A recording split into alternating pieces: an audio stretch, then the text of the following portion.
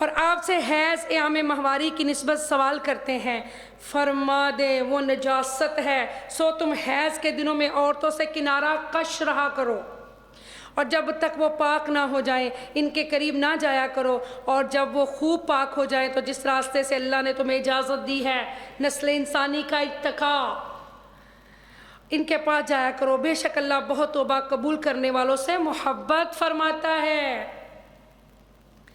اور خوب پاکیزگی اختیار کرنے والوں سے محبت فرماتا ہے۔ اللہ دو لوگوں کا ذکر ہے یہاں، توبہ کرنے والوں سے اللہ محبت کرتا ہے، اور صاف ستھرے پاک صاف رہنے والوں سے اللہ محبت کرتا ہے، جو ظاہری طور پر بھی پاک ہیں، جن کا باطن بھی پاک ہے، جن کے خیالات بھی پاک ہیں، جن کا ذہن بھی پاک ہے، اور توبہ کرنے سے یہ پاکی نصیب ہوتی ہے۔ سبحان اللہ۔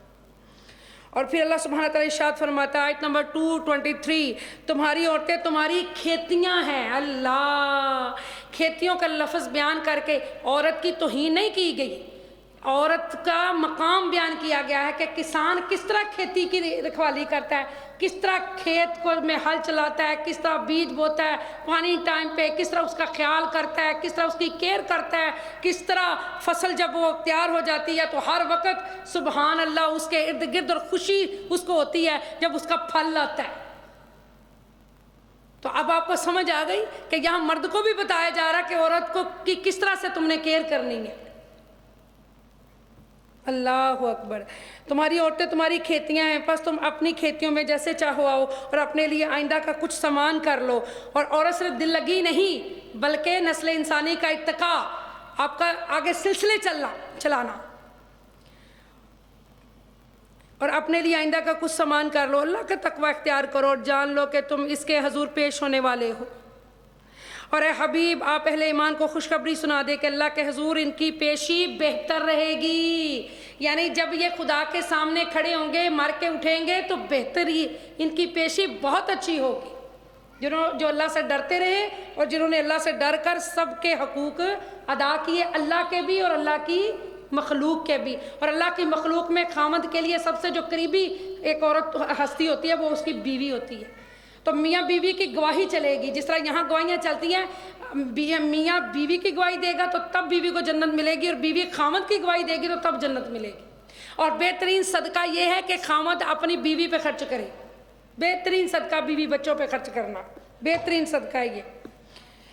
چلیے جی آیت 224، اور اپنی قسموں کے باعث اللہ کے نام کو لوگوں کے ساتھ نیکی کرنے اور پرہیزگاری اختیار کرنے اور لوگوں میں صلح کرانے میں آڑ مت بناؤ، اور اللہ خوب سننے والا بڑا جاننے والا۔ قسم سے منع کیا گیا کہ لوگ کچھ قسم کھا لیتے ہیں کہ میں فلاں سے ملوں گا نہیں، یا فلاں سے میں صلح نہیں کروں گا، یا فلاں کو میں یہ چیز نہیں دوں گا، تو رب العالمین نے منع کیا کہ اللہ کی ایسی قسمیں کھا کر نیک کاموں میں آڑ نہ بناؤ، ان قسموں کو ایسی قسمیں نہ کھاؤ۔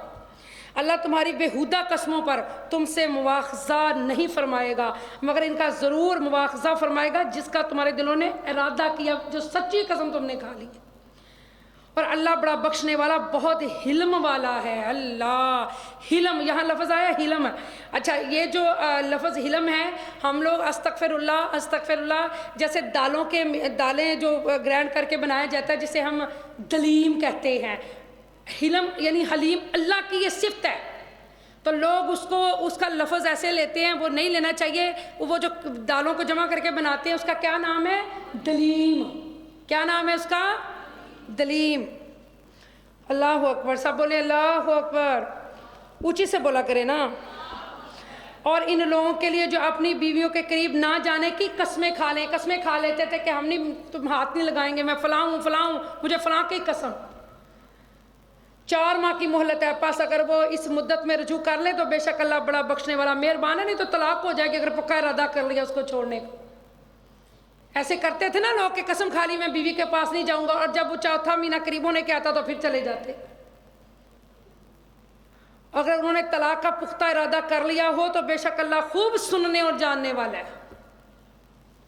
اور طلاق یافتہ عورتیں اپنے آپ کو 3 حیض تک روکے رکھے، 3 حیض ہے عدت کے 3۔ اکثر عورتیں پوچھتی ہوتی ہیں طلاق کی کتنی عدت ہے؟ 3 حیض۔ اور ان کے لیے جائز نہیں کہ وہ اسے چھپائیں جو اللہ نے ان کے رحموں میں پیدا فرمایا ہے۔